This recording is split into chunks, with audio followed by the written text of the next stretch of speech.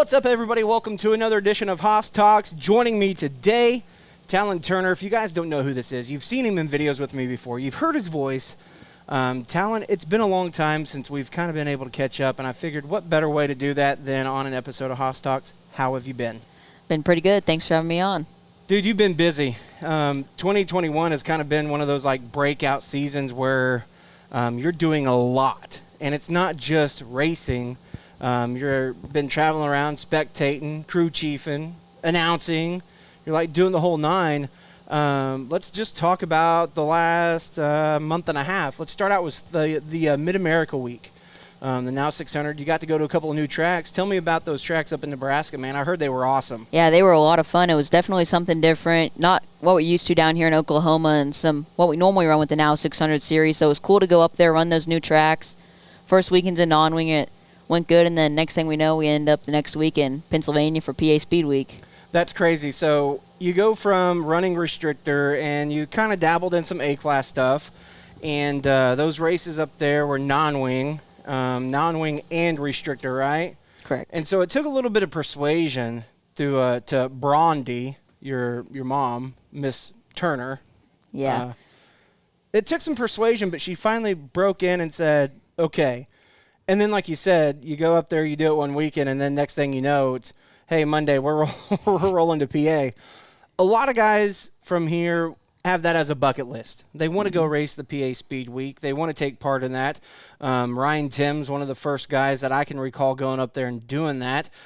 What was that like? The racing there seems to be a lot different. The racetracks seem to be a lot different than what we're used to here in the Midwest. Yeah, it was crazy. I mean, going up there, you have all of these people in PA that average 90 cars a week, and all of those people were just from the PA area. Like you look back here in Oklahoma, when we have a speed week, we have people from Indiana, Illinois, all over the Midwest come. You go out there, you have the majority cars just from PA, and we were one of the very few that had a different chassis besides a Hyper. Yeah, so you guys had the D1s. Keith went. Keith had the Bullet by Sawyer. And Keith was kind of a little bit of a helper in getting you guys to go. I think he kind of helped with the persuasion with Brondy. Definitely. We owe a lot to Keith for letting us go down on that trip. If it wouldn't have been for him and Clint personally to kind of persuade Mom a little bit, we wouldn't have been down there. Yeah. So you guys go down there.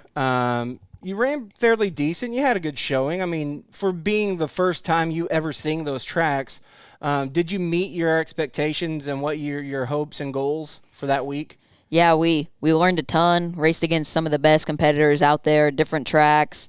Most of the nights we were close to making the show, just a few spots short. I mean, we had a great week overall and learned a ton. And that week you got the opportunity to race against the guy that you've been spending a lot of time with, that of Matthew Riggs' car. What was that like, racing against your crew chief at a racetrack for the first time and just cutting it up with him? That was a lot of fun, especially at Linda Speedway. We were in the same heat race, and we raced side by side all 10 laps of the heat race. I mean, it was a lot of fun from normally him watching me race or me watch him being out there together. Was it one of those deals where you're like, man, I really want to junk him, but I can't because I know if I do, I'm going to have to help fix it? It was more of it was fun racing him, but I knew he needed the spot more than I did to transfer in to make the show, so I was just waiting for one time coming off forward, him just finish it off. But no, we raced the entire time. He got me right at the end.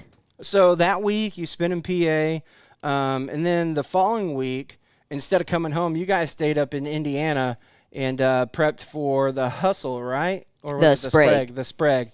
The Hustle was the race that you got to do some infield pit reporting and stuff like that with Fast 4 Media. What was that like? Because typically you've been up in the booth with me or whatever. But this time now you're on camera and you're having to give your input to not only people in the stands, but people that are watching back home. Was that a little bit nerve-wracking, or were you like, man, dude, I got this? It was definitely a little nerve-wracking, especially starting off the first few heat races the first day. It was a lot of fun. Worked through some quick technical difficulties. We got everything worked through, ran smoothly. It was definitely different than being up in the booth, just interviewing heat race winners and stuff like that outside of the booth, plus correlating with the people that were in the booth. Then Saturday night was fun because, we had a long delay after track prep over watering, so we were in the stands with all the drivers and fans, interviewing people like Keith Kuntz and Frank Flood, throwing T-shirts in the stands. It was a lot of fun then being down there. Did it seem like it was a bigger of a hustle because it was like, oh, this guy just spun out over here, let me go over here, and like a lot of hustle and running around? Yeah, I was all over the place in the pits. People getting tempers flared, going out there, getting interviews, coming back in. Somebody wrecks, get over there. Well, that's great. So then for the Sprague, you go to the Sprague. At the Sprague, did you race or were you raced? You end up racing. It was initially you were just going to be the crew chief for the weekend, maybe work for Fast Four Media. Yeah. And then all of a sudden out rolled the 10T. Yeah, at the beginning of the season, our major focus was just on restricted with now 600 and just run A-Class occasionally. And then it became A-Class every weekend. Then it became A-Class over restricted, and now non-wing's in the picture. And like this weekend, we're just running A-Class and non-wing. So it's definitely taken a turn from where we were at the beginning of the season, what our plans were, to what we're at now. So at the beginning of the season, the plan was run now 600 for the championship, and you're still in good correlation in that deal. I mean, it's still a tight race, so the plan is kind of focused now more so on just seat time, valuable seat time. Whenever it comes to now 600, the focus is restrictor. What has that been like? I mean, because you've had good runs and there is a tight points battle between some very stout competition in the now 600. Has it been kind of relaxing just to step back and be able to run the A-Class stuff in non-wing? It's been a lot of fun, especially with something new, more power, different handling, and going to some of these bigger races that normally we just get to sit back and watch. Like going to places like the Sprague and being able to run PA Speed Week. I mean, that's just been so cool to be able to go and run those races this year, not have to focus on chasing points or something, just going and get seat time. So after the Sprague, you took a week off to celebrate your birthday. You finally turned 12. Yeah. Happy birthday. What are you, 14 now, 15? 15. 15 and a half already. Goodness gracious. And then the following week, another week off, but you went and took in some racing at Knoxville. Now, I know I was supposed to go with you. Things happened, didn't work out. That was like your second time at Knoxville, right? Because you had been to watch. We went to watch before. the 360 Nationals. It was my first 410. So your first 410 Nationals, you're there for the full week. What is that experience like? Telling someone like me that's never been, what is that like? I mean, it's like nothing any other track can offer. People from all over the place, different countries, just walking around. The place is packed. The whole city's shut down for Knoxville. Most of the places in that town are seasonal. They only open up when the Nationals are in town. Slideways, everybody goes to the go-kart track one day.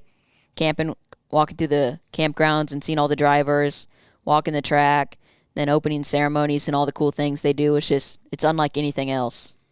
As we close out the season now, like you said, you come back last weekend here at Port. You're running A-Class and non-wing only. Have a makeup feature. You ran pretty solid in your heat race. The non-wing A feature wasn't to par. You kind of went backwards. Is that just something that you're still learning, trying to figure things out, or did Matt just completely screw up? No. You can tell the truth. No, it's still just trying to get that figured out. I mean, we had a decent run in the A feature. We fell back a few spots, but just trying to get that figured out. Excited for the A-Class A feature, especially running that more this season, being more comfortable in the A-Class. Looking forward to the makeup feature and then the full show after tonight. What's the biggest difference between A-Class and non-wing as far as like handling and the feel of the car? Non-wing's just feels more out of control. I mean, the wing, it feels like it holds you down and guides you more, but without the wing, it feels like you're just out of control. You're having to control everything all the way through the corner, the straightaways. So you feel like you're way out of control, but that's the way you're supposed to be, and you're overcompensating for it too much too quick? Yeah. So to close out the season, you're still chasing that now 600 deal, pretty strong and pretty heavy. There's some big races coming up here real quick. Next week in the Pete Frazier Memorial, that's going to bring a ton of cars here to Port City Raceway. Having been here at Port quite a bit here this year and being here this weekend and previous weekends, do you feel that gives you a little bit of an edge and a little bit of an advantage over some of those now 600 guys that aren't here all the time? I mean, yes and no. I mean, we've missed a decent amount of races at Port too, and the track's been changing a lot this year. They've been doing a lot of work to it, trying to get it up to the best it can be.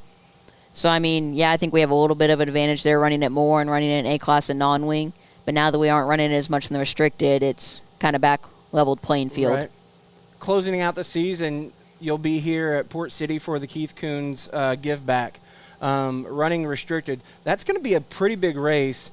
What are your hopes and expectations rolling into that? Because, I mean, that's a 3,000 to win race. Yeah, I'm really looking forward to that one. That one will be a lot of fun, especially with two different kind of groups of drivers. You have all the outlaw drivers there, and then plus all the restricted drivers. There will be a ton of cars, and looking forward to that event for sure.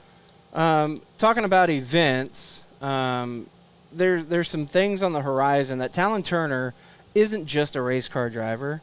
Talin Turner's an exceptional student, an exceptional friend for the most part, except for whenever he ditches people.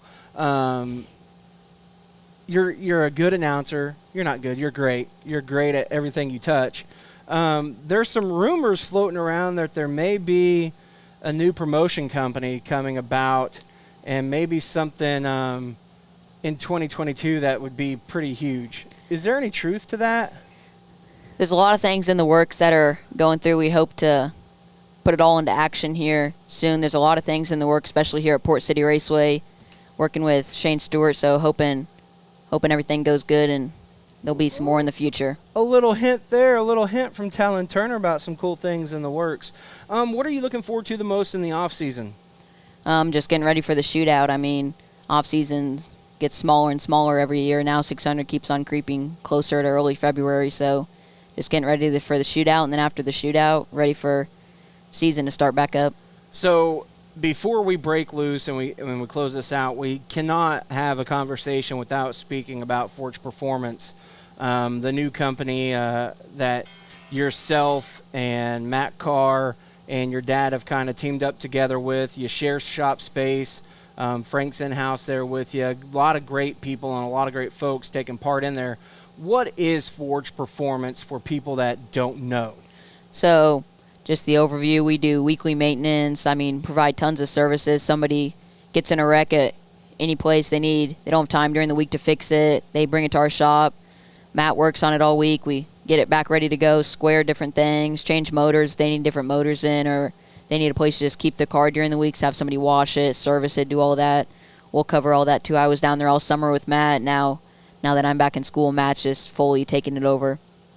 So a one-stop shop where you guys can do it all. If you guys are interested in micro racing, if you're interested in anything micro-wise, these guys can help you out. If you're in micro racing and can't quite figure out that little bug or that little gremlin and you're tired of chasing it, let Matt and Frank chase it for you for a little bit, right? Yeah, for sure. Talin, in closing, anything else that we didn't talk about that you want to discuss?